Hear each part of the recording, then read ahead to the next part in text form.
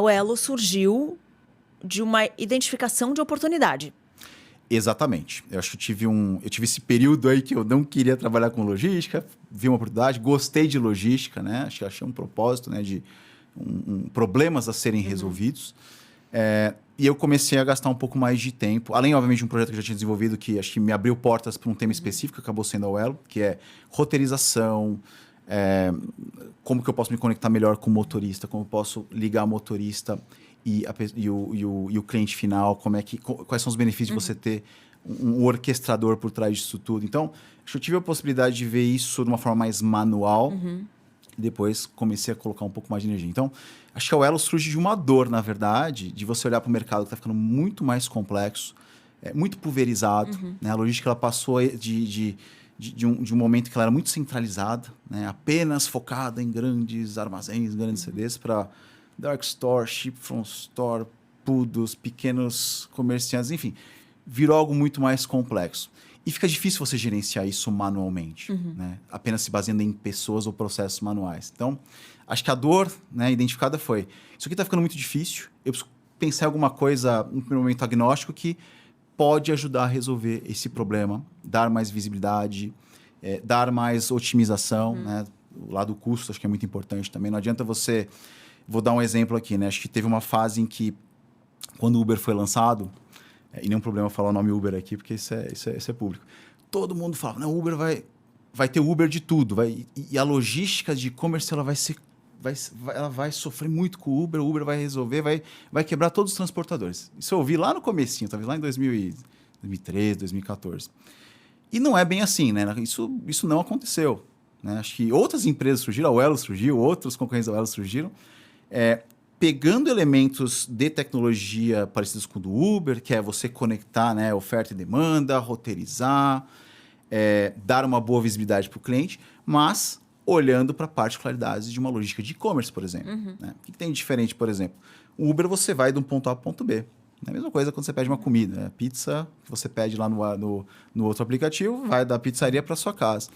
Essa logística é muito diferente da logística do e-commerce convencional. Você precisa consolidar. Você precisa ter uma rota mais eficiente. Você precisa ratear mais esse custo. Se você for fazer tarifas de aplicativos de estilo Uber para a logística do e-commerce, para boa parte das entregas, a conta não vai fechar. Então, eu acho que a gente aproveitou um momento em que se falava muito dessas novas tecnologias e com um pouco de conhecimento mais específico que eu, por acaso, tinha, né? Acabei adquirindo, né?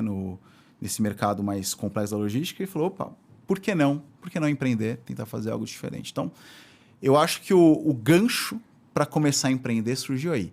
Tem um problema, eu acho que eu sou qualificado, eu tinha uma dúvida sobre isso, eu estou com uma motivação, estou aqui com uma reservinha de dinheiro que acho que me ajuda a começar. Vamos embora, vamos fazer. E foi aí que acho que começou a minha jornada empreendedora. Já tem um ponto interessante. Eu sempre tive uma admiração por empreendedores, mas eu ainda não me via como empreendedor. Então eu tinha esse receio. Eu falei, será que eu sou aquele cara de palco? Será que eu sou o cara da multidão que vai lá e apresenta? Eu nunca me achei uma pessoa boa para falar em público. Mas de repente eu falei, quer saber? Deixa eu começar a me envolver com o tema e a gente vai aprendendo, a gente vai evoluindo ao longo do caminho. Por que você achou que não tinha um perfil empreendedor? Eu sempre fui uma pessoa mais fechada, um pouco mais introvertido. E eu achei que isso me excluiria do empreendedorismo. Que hoje, né, indo para o presente momento aqui, acho que é uma grande bobagem. Acho que qualquer perfil pode empreender.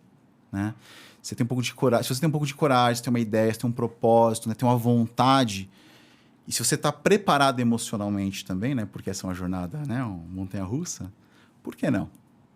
Né? Então, óbvio, quanto mais preparo, mais conhecimento sobre essa jornada, melhor. Mas eu não posso deixar de dizer, acho que eu tive um pouco de ignorância sobre esse começo também, porque se eu soubesse todos os perrengues, né, da vida empreendedora, será que eu teria começado? Né? Não tenho certeza. Talvez não sei. Não tenho como voltar nesse momento lá, sei lá, 10 anos atrás para tipo, falar, olha, talvez se reencontrar com o Fernando 10 anos atrás e falar, olha, é o seguinte, vai acontecer essas 100 coisas aqui, ó, tem essas 10 aqui que podem mudar e derrubar a tua vida. Você tá afim ainda de empreender? Que perrengues você passou lá no começo, assim, que te fazem vários. pensar dessa forma hoje? Bom, acho que tem uma coisa muito importante na hora de empreender, de começar a desenvolver, construir um negócio, que é você ter um plano de negócio. Só que raramente o plano de negócios ele vai ser estático, né? Então, o meu primeiro plano de negócios, enfim, ele falhou, eu diria. Porque eu achava que eu ia lançar um negócio em poucos meses, eu acabei lançando quase 1 ano e meio depois, né? Dificuldade técnica, atraso de desenvolvimento, teve que mudar o modelo, enfim, tiveram várias coisas que impactaram. Então, certamente com a cabeça de hoje, acho que o planejamento ele seria muito mais assertivo. Mas eu com a cabeça de, olha, acho que com dinheiro próprio, em, sei lá, 4, 6 meses eu vou ter isso aqui de pé, essa foi a minha inocência barra ignorância daquele momento que me fez, não, vamos embora, vamos fazer. E foi aumentando, passou os 4 meses, não vai dar pra fazer. Vamos ver os 6 meses. Aos 6 meses também não deu. Putz, vou ter que colocar um pouco mais de dinheiro aqui. 8 meses, 12 meses, e, enfim. E aí o negócio foi se arrastando. Então, esse é só um exemplo de erros que, ao mesmo tempo, acho que fazem parte do jogo. Tá? Eu vi poucos projetos assim, cumprir exatamente, né, o plano. Mas certamente hoje, com um pouco mais de conhecimento, acho que daria para ser um pouco mais assertivo. Tá? Então, esse foi o primeiro perrengue, porque mexeu um pouco com a minha vida financeira. Eu tinha uma expectativa de começar o negócio e dar os primeiros passos com um capital próprio. Né? E, de repente, eu falei, opa, acabou o capital próprio. Ou está acabando. Né? Não era tanto dinheiro, mas era todo o dinheiro que eu tinha. Então, isso acaba, às vezes, sendo um freio de mão quase emocional. Ali que você fala, meu Deus, preciso colocar um pouco mais de dinheiro, E a minha vida pessoal? E os meus amigos trabalhando, né? Ganhando dinheiro, né? Você começa a olhar o Instagram, né? é mil maravilhas. Todo mundo bem viajando. Eu falo, não tem dinheiro para viajar. Então, eu acho que tem um lado emocional que também precisa ser trabalhado. Né? Enfim, acho que eu sobrevivi a esse período. Acho que eu consegui ir lidando. Eu fui encontrando soluções dia após dia. Em algum momento, as coisas começaram a engrenar um pouco mais. Mas tem muito perrengue no começo. Acho que mais em relação ao planejamento.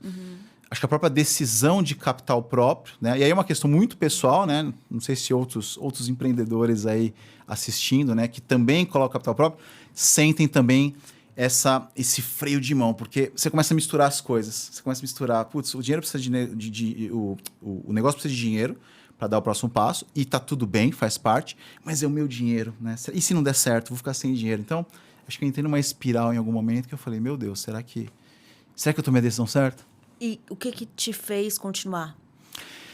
Eu acho que eu tinha esse propósito muito claro de, putz, eu tô fazendo um negócio aqui que eu acho que vai gerar valor. Tem uma coisa muito interessante sobre empreender, e ouvindo sua história, suas dicas, né? Me faz pensar muito nisso, assim, que tem uma coisa que, por mais que você planeje, por mais que você tenha muito conhecimento, busque habilidades e tudo mais, tem o feeling na hora de tomar a decisão, né? Você nunca vai estar 100% pronto, 100% tendo certeza de tudo, né? Uma hora você vai ter que optar pelo risco de, beleza, tem essas informações aqui, tá fazendo sentido, pode ser que não tenho certeza absoluta ainda, mas vamos, porque a gente só vai sabendo. Tem isso, né? Tem. Eu acho que é muito importante essa intuição na tomada de decisão. Eu sempre considero uma pessoa muito indecisa. Tá? Isso é uma coisa que acho que eu evoluí muito no comecinho. Né? Chegou uma hora que eu falei, opa, melhor tomar a decisão 70% ótima, mesmo não sabendo, né, que ela é o 70%, às vezes aí talvez entre o lado da intuição, mas às vezes esperar ter 80%, 90%, 100%, eu não tenho esse tempo. Né? Então você acaba, às vezes, postergando decisões importantes por, às vezes, uma natureza ali um pouco insegura. Então isso é uma coisa que eu acho que eu trabalhei bastante. Eu acho que evoluí, certamente tem muito a evoluir ainda, mas esse é um ponto interessante porque às vezes você posterga decisões naquela linha de não sei o que fazer. No geral, quando você fala não sei o que fazer, é porque você já sabe o que você tem que fazer, você só não quer enfrentar talvez a decisão em si. Então, isso acho que é uma coisa importante também para qualquer empreendedor. Acho que ter essas decisões um pouco mais ágeis, inclusive ter as pessoas corretas junto com você para que você tome essas decisões de uma forma um pouco mais ágil, mais rápida. Tá? Então, além da intuição, acho que a velocidade também acho que é bem importante. Tá? Eu acredito muito nisso. E acho que aprendi isso tem um chefe meu que pegava muito no meu pé e falou, toma uma decisão. Já sabe qual é a resposta, toma uma decisão. Então, eu acho que esse é um ponto bem importante.